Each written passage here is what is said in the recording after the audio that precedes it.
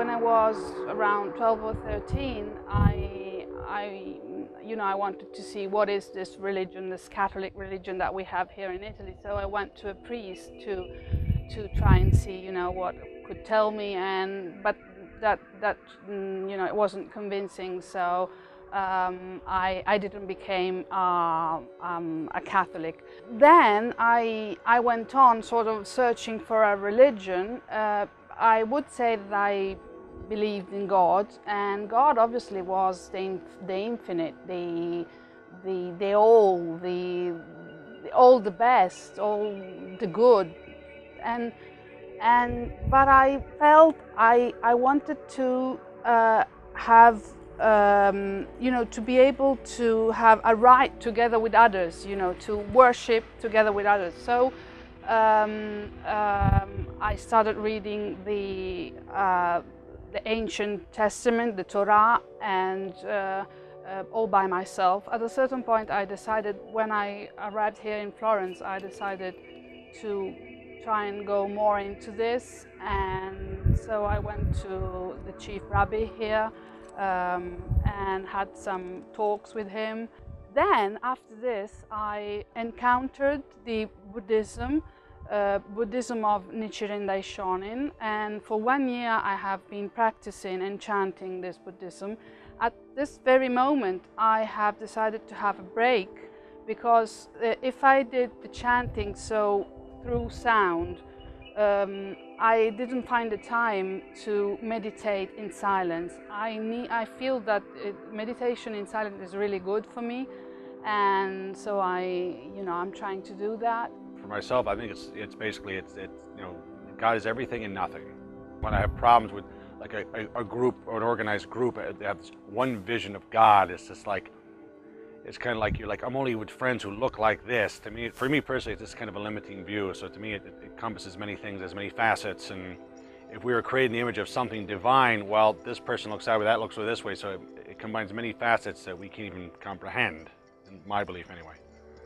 I believe that God, or the Creator, is an immense energy, a oneness of all things. It's love. It goes beyond words. It goes beyond our own comprehension, and it's just a magnificent power that's within us and throughout the universe.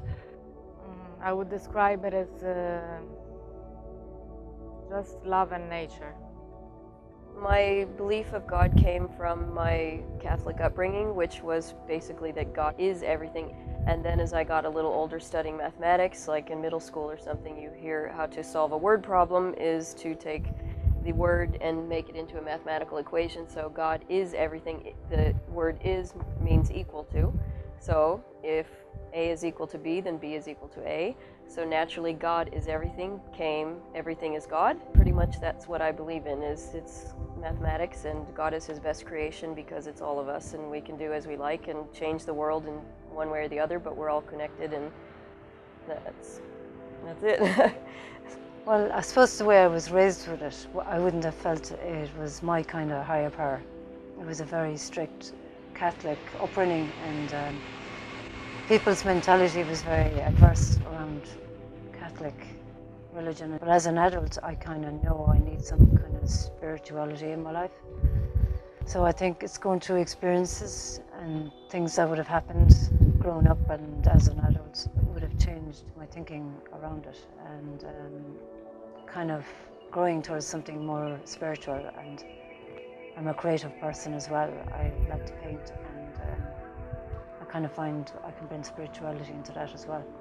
I've got the romantic idea that God is everything that the Bible tells me.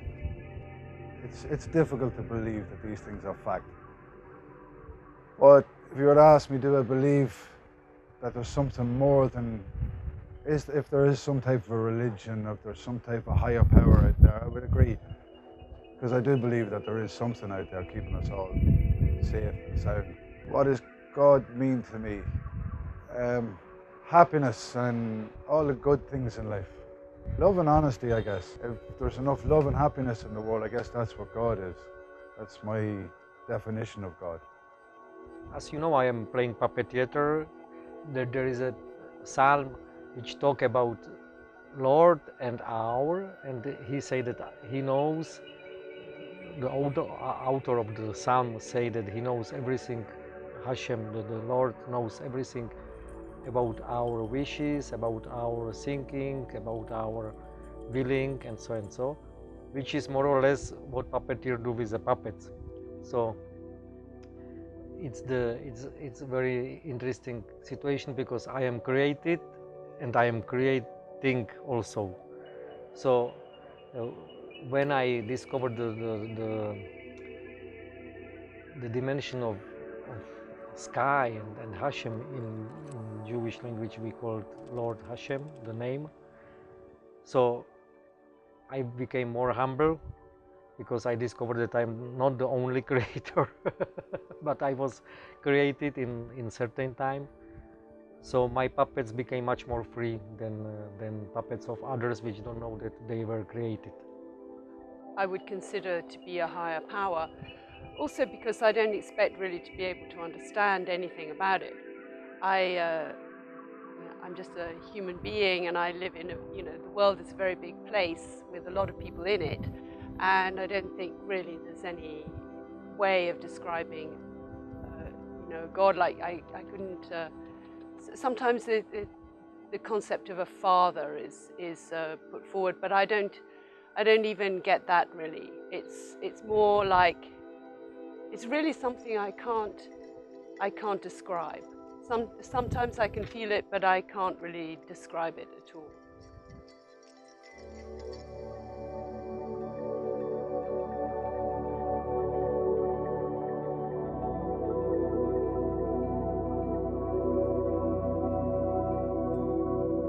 I'm beginning to feel it more and more as a daily, moment-to-moment presence, especially when I can be in the moment. And I take time, to be grateful, to pray, to be to meditate, to be in nature, to be with people, and I'm beginning to feel that presence with me all the time. Prayer and meditation, and just taking care of my health. Even to me, even like taking a walk or drinking lots of water, just something like that. That's always being conscious, and most importantly, trying to be kind to others. And if I'm rude to someone, apologizing to them. Well, obviously I can see it. I can see the color. I can smell the air and the flowers and the rain, and I see interaction with people. I see people who suffer, people who have joy. And the same animals and everything, and the clouds. I mean, it's the actual true meaning of awesome. Yeah, no, I think it's just being alive, and nothing more than that. Really, just being alive. Like when I move, or when I get up, or when I sit down, or when I go to sleep, or when I sneeze, or whatever. It's just like. The fact that life is there doesn't really it's really very uncomplicated. This energy is making me feel, now that I'm feeling better, because I've had quite a rough life.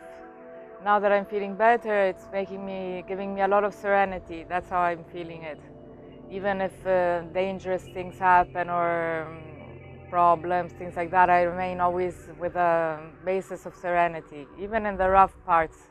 I am trying really now to breathe and to feel the energy field of my body, because I am really trying to follow the teaching of Eckhart Tolle, The Power of Now, where it is really said that you are not your mind, because your mind is always in the future or in the past and never in the present moment. And one way to get to the present moment is, for instance, feeling your inner energy, your body from within. And so I'm just trying to breathe and to have meditation. After a long time, I went through phases in my own life where I didn't want God. And I didn't believe in God, because it's the way I grew up, and I just rejected God. And I just got interested in other things, and I just felt I didn't need it in my life, and I just, escaped into other things. And And then I think, you know, I gave up certain things in my life, you know, stopped certain things. And then I started feeling a bit more hope, and hope that there could be something better out there, and believing in my own talents as an artist, and having really nice people come into my life. My day-to-day life, what I feel, and when I feel my God, my religion, because I can take from simple things, remind me of my religion, my God. Simple things like smiling, getting little smiles from my children, hugs, just simple things. Sitting on a beach, walking through a forest, simple things in life. It's very helpful for me to know that every day I wake up, it's a new day, and every day I am created to be here with some purpose, and that if I don't do nothing, I lost a day, and if I lost a day, I lost a lot. Every day is a good day to full up, to make it the creation meaningful. So I am just waiting to do what I was, for what I was created, but I don't know what it is exactly.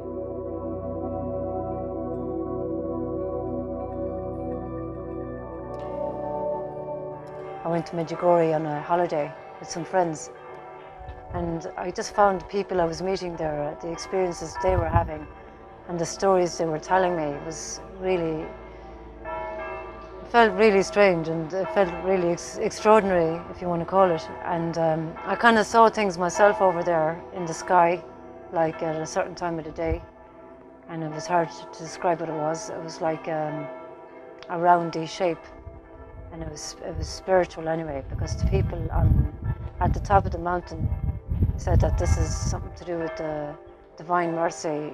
I've never experienced something like it ever, and I don't discuss it with people, because they'll only say I'm on drugs, or I'm mad, or I'm suffering, or I'm traumatized.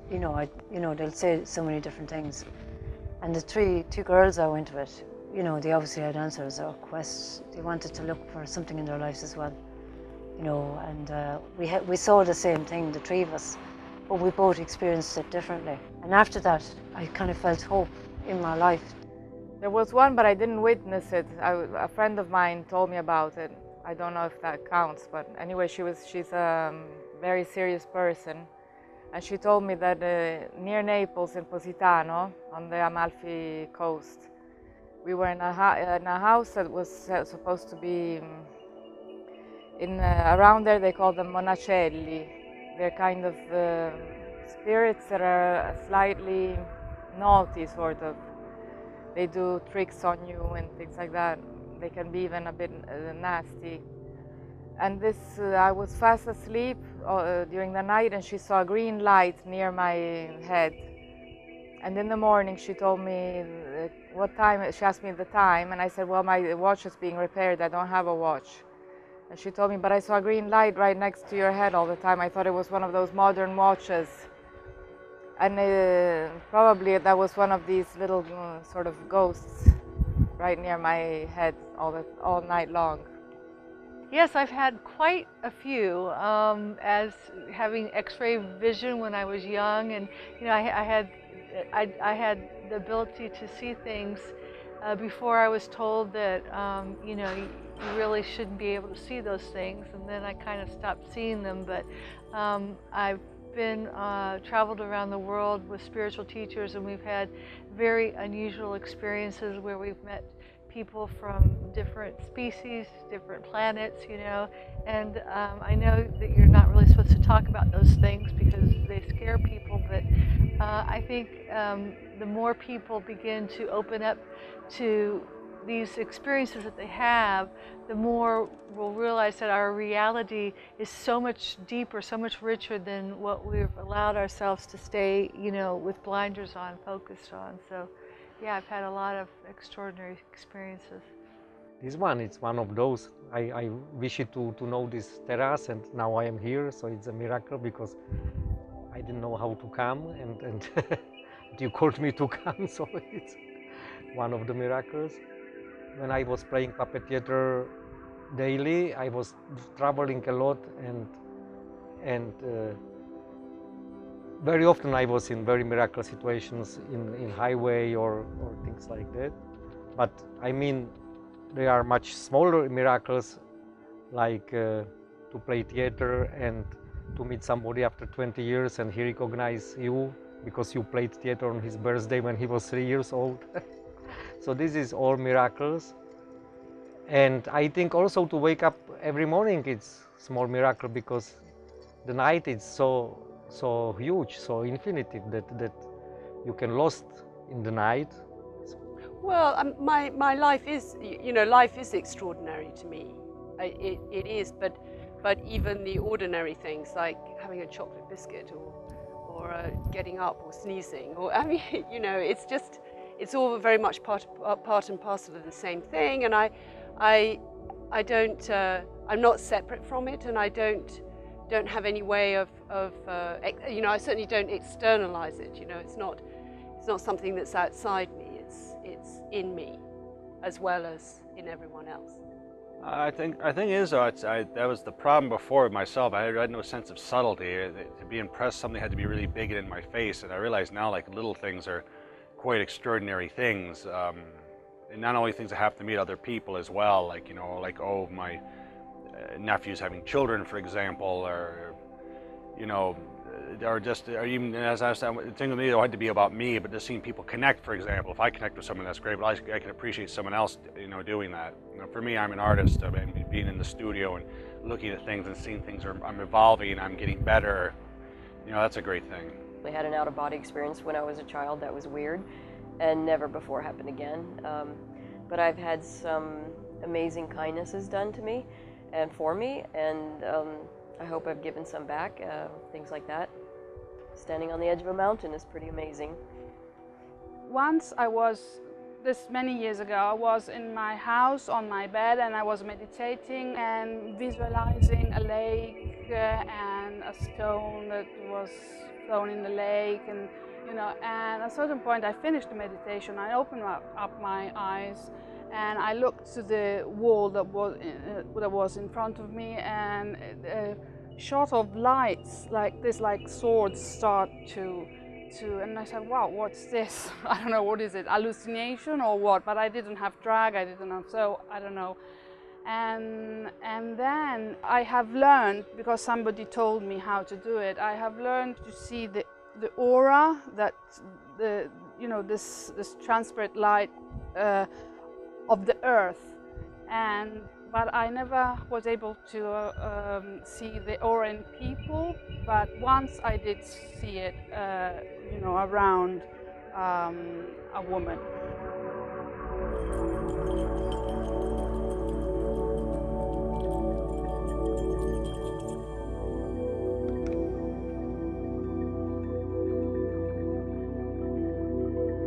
I don't really know how to answer that because it's a bit intuitive. Through breathing, through meditating. So I like warm people, warmth between humans and animals. I'm very fond of the nature and ethically following a certain path also. I talked to someone, I think before those, I used to, when I had problems, I would just kind of vomit on everyone. Now I try to condense it a bit more, kind of like, well, if my tooth bothers me, I should go to a dentist. If my sink's leaking, I should go to a plumber. If I have this particular problem, I should talk to a person who has some familiarity in that. But sometimes just to talk to someone. Meditation, prayer, walking in nature, being creative, painting, working on my creative projects, writing, being with people, just living and trying to be about life and being about my purpose, and also sleeping. I like to sleep. It's not a matter of connection, it's a matter of how I disconnect. If I live my life in an ordinary way, then I'm always connected. It's that sometimes ways of disconnecting present itself, and that can bring suffering and unhappiness. When I want to connect with the world, the energy of the world as I see it, I tend to take a little bit of time out for myself. Well, I suppose I tap into it if I go into a church, especially in Italy, because the churches are so amazing to look at and colourful, and I like to sit in there sometimes by myself and try and pray or something, or light candles, and I can feel something. To pray, it's helping you to go to dimension which is not the same which it's in the front for bread in the shop. So this is one. And the other one, it's, for example, when you bless things which you use, like from before I drink the glass of water, and we bless the glass of water before to drink, and it's help us to know that it's not only our merit to drink the water, but somebody create the water, somebody has a chance to make money to buy the bottle and give me with a gentleness to me, and the water which is going to my body, it's result of creation.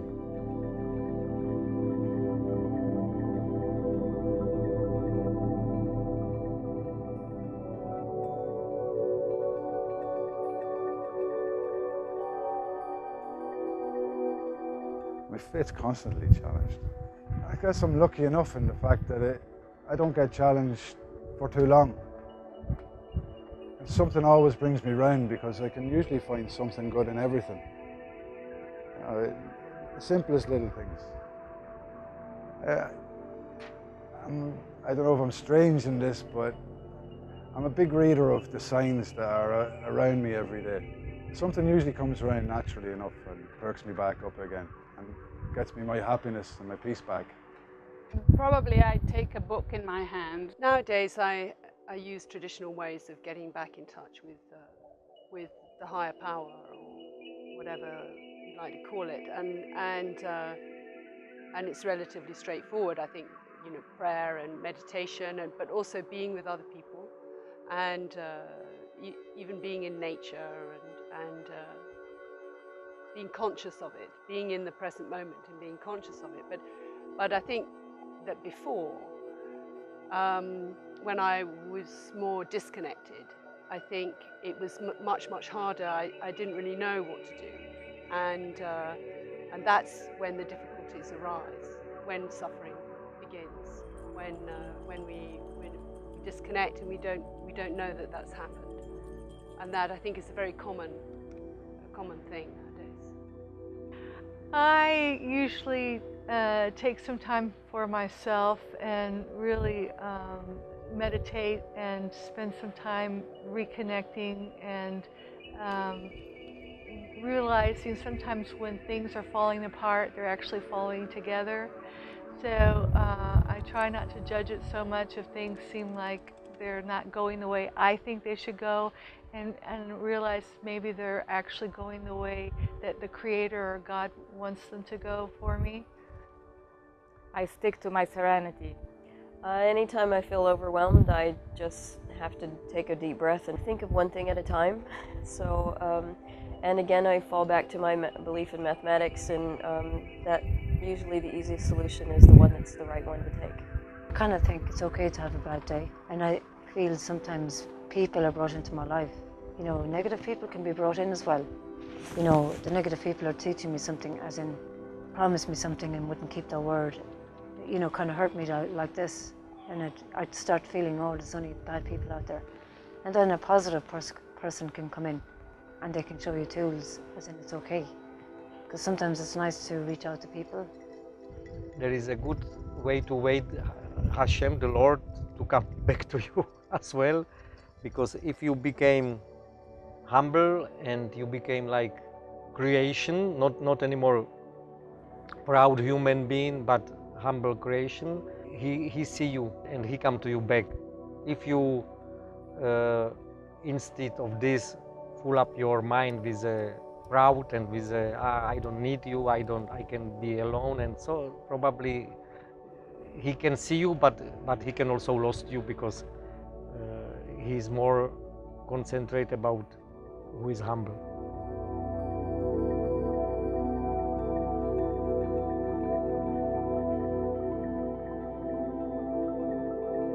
be of service to other people. The more I find out who I am, and my true self, and really begin to practice who I really am with people and touch people's lives, the bigger of a difference I make on the planet. And I'm beginning to shift the energy on the planet to raise the consciousness, as are many, many people that are here working in that capacity. And I think it's to reach the highest spiritual level I possibly can in this lifetime. I think it's the same idea as like someone's idea of God. I mean, I think and once again, that's like almost like going back into the past or something. To me, it's just like, well, I'm here now, what am I going to do? Of course, I think the dilemmas of most people is we live in some past where things were better or something bad happened to us, which is why we're so scarred we can't live in the present, or we're so freaked out by the present, we'll think that in the future things will be better, or we're not functioning now because we're dreading some kind of imaginary future where something bad will happen. Perhaps it's just right that I should be here, and so for the rest of all of us. For some, I couldn't say exactly the reason, but I don't think it's a coincidence. It's kind of a scary question. That really scares me. I'd be kind of asking that question myself, what am I doing here, you know? Because I feel sometimes I'm afraid. Sometimes I might have a purpose, you know, or like I know I'm just a creative person, and I don't know what the next day is going to bring. And like I don't want to die either, you know. And it's like, I suppose it's just making the most of what your life can give you and what you can give back, I suppose. Possibly to be of service of others, probably to be a mother for my son. I believe we're here on earth to create good energy. The world, I believe, is built on energy. It's a mass of energy, let it be negative or positive. And it's up to us to charge it with the positive energy. The more positive energy we can put into the world, the better it will be. That's my belief anyway. It's a question which I give to myself very often, and there is no answer, I think. Let's say that I believe that I am here to do more good things than bad things, and the real purpose of my staying I am look for. I believe I'm here on earth because of what I see and the fact that I'm, you know, I can feel my weight standing on my feet. I'm a little bit kind of concrete about that. I think there just seems to be proof, and I guess in that way I use my logical mind to tell me that I'm here and that I exist. And if you mean, which I think maybe you do, that I have some higher purpose or other, I mean, I hope we all do, but I wouldn't know what it is. And maybe we just have to wait and see.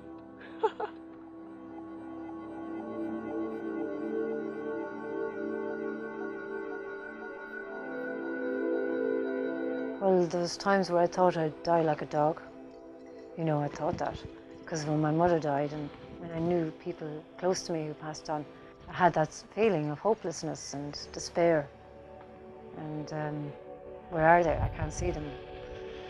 And I can't prove where they are. And soul searching. But I don't know, I'd like to think there's a spiritual realm out there. There's somewhere to go, you know.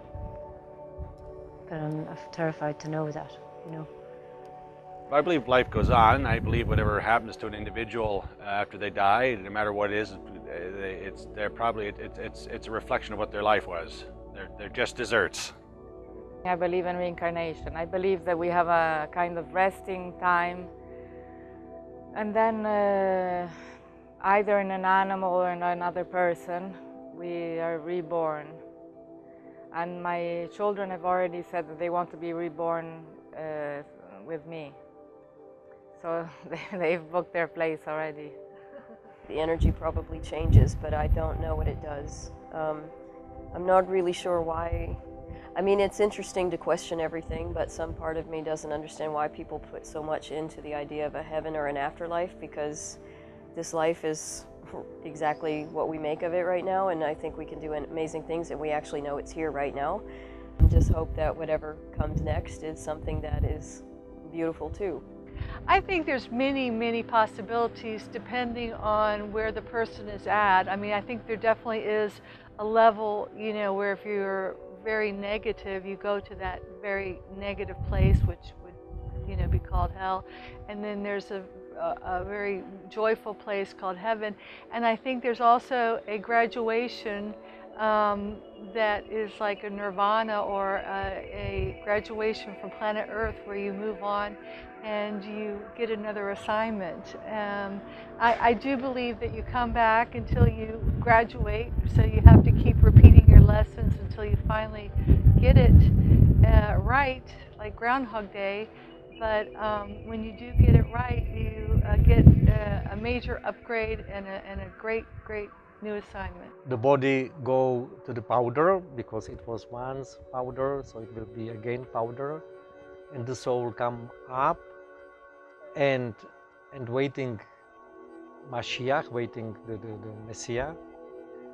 And when Messiah will come, and I wish to everybody that it's today afternoon or to tomorrow morning, we will come back, and the death will disappear like it was with Adam and Eve in Eden.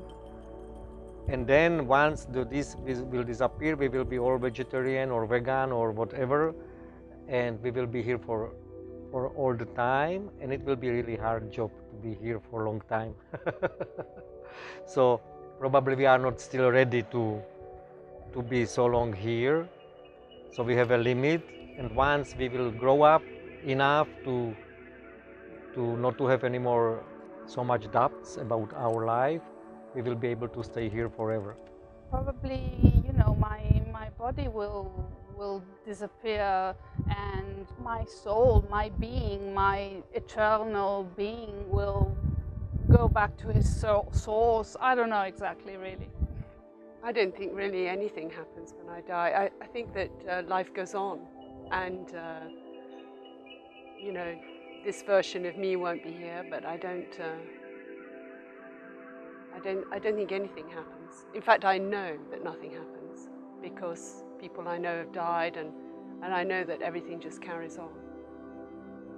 I romanticize about the heaven thing and the pearly gates and things like that. And I'm not going to say it's not true, because maybe someday I'll find myself there, and if it is, I'd like to get in, please. But if not, I come to my own thoughts, which are about the energy thing. I like to think we just, as I say, we go through this earth, we get our chance at life, we get this chariot of a body, and we are a ball of energy, we are a soul, and we walk around inside these chariots. And through our lives, we have choices to make. We can go the wrong road or the right road. And I believe if we go the right road, therefore we're recharging and creating a ball of good energy.